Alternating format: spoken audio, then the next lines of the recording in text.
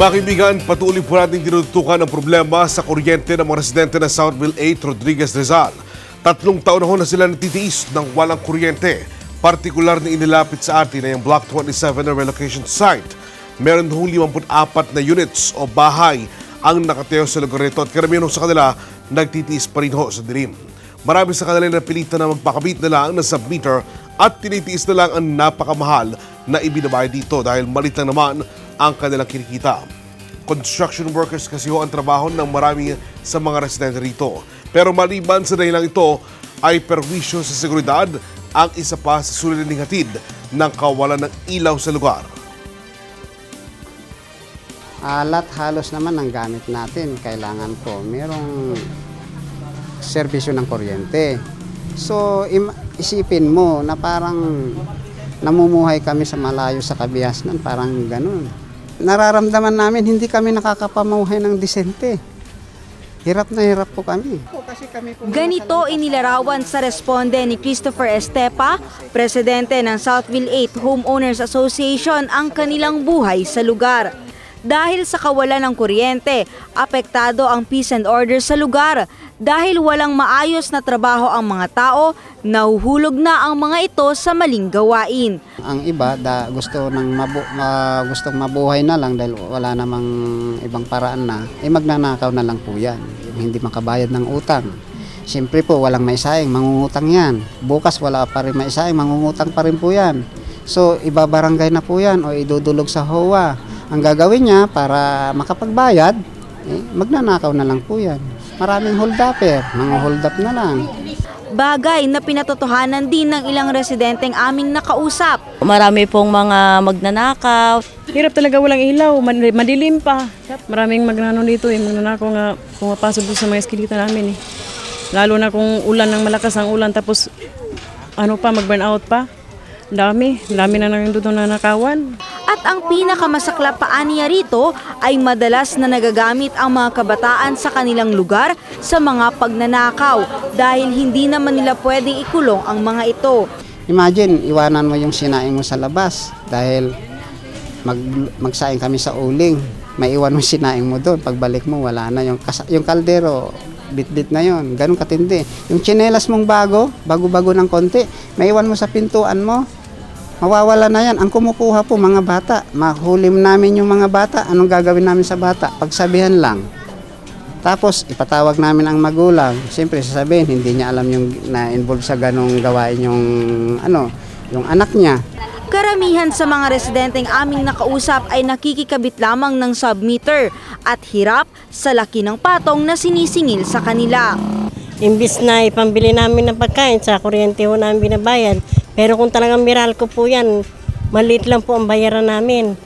Talaga pong perwisyo ng walang kuryente, lalo po ako, sakitin po ako.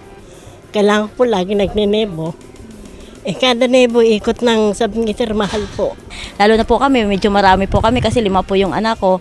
Kaya po talaga instead na mapupunta po sa daily needs namin yung pambayad sa kuryente, hindi na lang po. Dahil syempre pagsikapan din namin makabayad kami ng kuryente para hindi naman kami maputulan sa submeter.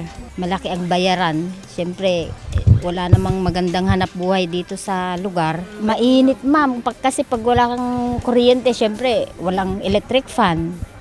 Pagka nag-electric fan ka naman, pag submeter, patay ka naman sa bayaran. Ang isang ito naman, napilitan ding magpakabit ng submeter sa kabila ng mahal na babayaran dahil sa karamdaman ng asawa. Kasi yung asawa ko bawal, ayaw niyang walang hangin kasi high blood siya. Sumisikip yung dibdib niya pag walang hangin. Dagdag pa ng mga residente, nakakaawa ang mga bata sa kanilang lugar. Tapos pag halimbawa po papasok ang mga bata, parang kawawa dahil hindi po napaplansya yung damit. Nagkakasakit po sila dahil po sa init. Sobrang init, lalo na po pag summer, sa ubo, sipon, ganyan. Pag nagkasakit, mahirap yung buhay, walang pambili ng gamot. Kaya pagka may dumadating po medical mission, doon na lang po kami nakikipila po, nagtsatsaga po sa pila. Hindi makapagbasa yung mga anak namin ng kanilang mga libro, hindi makapag-aral sa gabi. Sa sitwasyong kinakaharap ng mga residente rito sa Southville na wala din namang maayos na pinagkakakitaan, ay isang pakiusap ang kanilang hiling sa mga kinauukulan. Ito ay ang makabitan na sila ng kuryente. Sana nga po bigyan kami ng ilaw. Kasi yan talaga ang una namin kailangan. Yung iba halos po talaga wala ilaw dahil hindi nila kaya yung mag-submeter. Sana po, kasi total naman po, nung sabi po nila sa amin na kakabitan na po kami, nagmadali naman po kami kumuha ng mga requirements namin para naman po makabitan kami. Ito po, ilang taon na po yung nakabinbin yung papel namin, hindi pa rin po kami nakakabitan. Yung iba po, natanggalan na ng Meralco, kami wala pa rin. Ako sa Eileen Quintana, ang inyong koresponde. Bilang tugon ho sa inahingin ito ng mga residente na Southville, agad na sinadya na respondent tanggapan ng Baki Corporation, ang developer po ng Southville 8. Doon ho nakausap namin si Jessie Mario, ang Community Relations Officer ng korporasyon. At bagamat tumangihong humarap sa kamera, ipinaliwanag naman ni Jessie sa amin ang status ng paglalagay ng kuryente sa nasabing komunidad, partikular na ho sa may Block 27 Southville 8. Sila anya ay kasama sa batch 6 na ipinasa ang mga dokumento sa Meralco. Ang ika-6 na batch ho, binubuo ng 60 units at sa 60 units na ito, 17 pa ang hindi pa nakakabitan ng kuryente. Ipinakita rin po sa amin ni Jess ang listahan ng mga residente ng Block 27 kung saan kasama ang pangalan ng complainant na si Reynante Reblora. Hindi pa nga approve ang kanya request na linya ng kuryente. Paliwanag po ni Jessie, bagay natigil ang pagkakabit ng koneksyon sa kuryente sa mga nasabing units dahil nagpalit po ng engineer ang Meralco at nagkaroon ng transition period. Ang dati humihawak sa lugar ay si Engineer Gerald Mendoza. Pinalitan po siya ng isang engineer Abby. Isa pa sa naging dahilan ng delay ay ang pagkakadiskubre ng ilan sa mga residente ay nagpasa ng Peking National Housing Authority Certification. Ang 60 units ay bayad na, kumpleto na rin po ang mga papeles at tuloy-tuloy naman anya ang pakikipag-ugnayan nila sa mga kinaukulan, lalo na sa Meralco para tuloy na makabitan ng kuryente ang lahat ng residente sa lugar. Alamin po natin ang pahayag ng Meralco sa problema ito ng Southville 8. Nasa linya ng telepono si Ms. Dina Lamotan ng spokesperson ng Meralco. Ma'am, magandang hapon. Magandang hapon, Onin. At yes, ma'am. Yes. Opo. Well, alam mo, dun sa lugar na yon, malapit na yung paglalagay ng aming elevated metering centers. Opo. Kasi sama-sama ito. Yung mga ilang frames din yon, no, na doon na ilalagay yung mga metro namin. At yung pagsusukat ay sasagawa na nila para yung bang linya from the elevated metering center patungo din sa kung saan mag-meet yung sa customer at saka yung sa Meralco. No? Pagkatapos niyan, yung inaantay din namin din yung iba namang mga certificate ng electrical inspection doon sa ibang mga aplikante dahil ang iba di pa nakakapag-submit at ang kasunod niyan ay yung service deposit na hihingi namin sa developer. No? Oo, kasi may service deposit. Ma'am, tama ba yan? Oo, service deposit, yun yung, hindi ba yun yung ating binabayaran conforme sa ating, ibang ating magiging average monthly consumption. Okay. No? Okay, so yun ay manggagaling din daw sa developer. So yun ang, so more or less, no, nakikita namin, siguro ito makukomplete ito in about 2 weeks time. Ayun. Or maybe less. So, depende. No? Kasi yung mga requirements din, kailangan din po na ito'y talagang kompleto. No? At kasi meron kami mga verify talaga. Di ba kamukha na bagit kanina, Opo. meron pa nag-submit ng mga peke. Kasi ang pakikipag-ugnayan namin dyan din ay kasama ang NHA, no? Na kung saan iba mga papeles na submit nung buwan ng Hulyo. No? So, madaming involved kasi dito na proseso. Pero at least yung mga poste nandun na. Ang kailangan lang ay ilagay naman yung mga elevated metering centers o yung frame, no?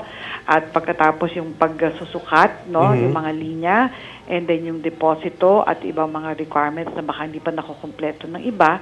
So ito'y oraso na maayos na, yan po ay naasahan namin more or less, yan ay matatapos within 2 weeks time. Ayun.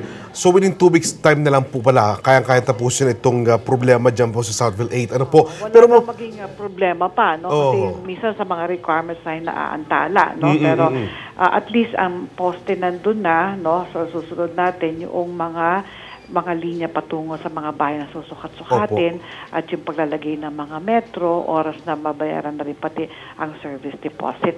Ayun. Pero bakit po natagalan yung pagkakabit ng kuryente sa lugar na inabot po ng mahigit ng 3 taon? Oo, Pero hindi kasi initially sa amin yun, Onin, ano?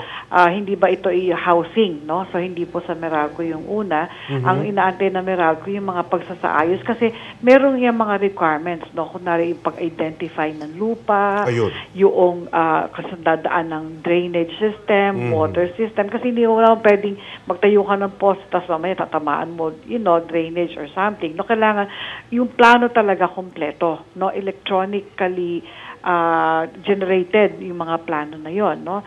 At yun na nga, ibang mga requirements submit na sa amin noong month of July at naging kasunod nga noon ang pagtatayo ng poste, and I think may mga linya na rin, pero yung patungo sa mga bahay, yun ang hindi pa tayo tapos, no?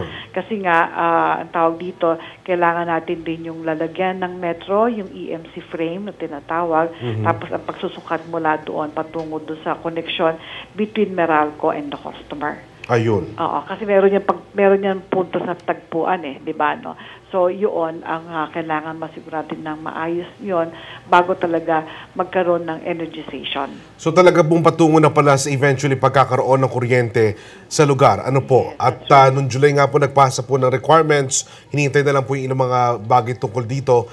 At eventually, within 2 weeks time, mariresolve na po. Oo, yes. So, wala lang sana maging problema. So, kung yung mga hindi pa ho nakakapagkumpleto, I think Adbaque Corporation would address this also. Na I think yung pag-secure din yata ng Certificate of Electrical Inspection ng iba, no? I think sila yata nag-aasikaso. I'm not so sure, pero parang ganun yata. Sila din nag-aasikaso. And then the service deposit, para sila din yata mag-a-advance nito, no? Pero it's like, silang may direktamente pakipag-ugnayan sa NHA.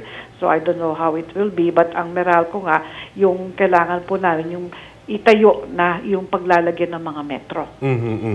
Napansin po namin, ma'am, yung pagdating po sa mga requirements para magkaroon ng kuryente at yung pang makaugnay na bagay na ito, na sa tingin po naman namin ayos na po yung ilang yung marami doon sa mga residents. Sabagat nagpunta po kami sa lugar at nang ikinover po ito, nakita namin na kumpleto naman pala. At ang kulang na lang po sana, ang nire-request po nila ay mas maayos na Meralco yung kanilang problema. Oo, yun. Yung paglalagay ng frame, na paglalagay ng mga meter base, no? Yung mga metro mismo, yun, kailangan, yun ang asikasuhin namin. And hopefully, ay matapos natin yan within 2 weeks time. Oo, meron pa yata ibang hindi nakakapag-submit ng CEI, baka hindi pa sila tapos mag-house wiring, no? Baka, I don't know kung anong, kasi mas sila nakakaalam nun, no?